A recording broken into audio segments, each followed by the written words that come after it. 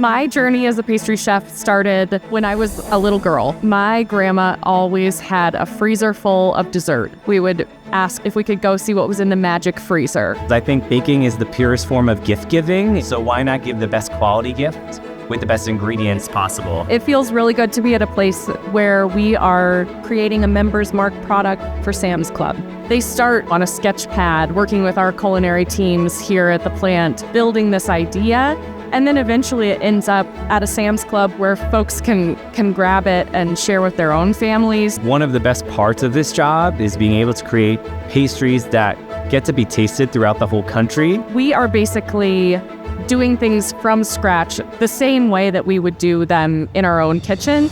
My most recent quote-unquote geek out was that we had Sam's Club here and we did an innovation session and I got to show how and what my team was able to create. I think the Chantilly cake might be one of my favorite cakes I've had, just perfectly executed. It's like a lot of pride that I feel when you see your creation come to fruition and is launched on a national level. It's really exciting to see how people enjoy it.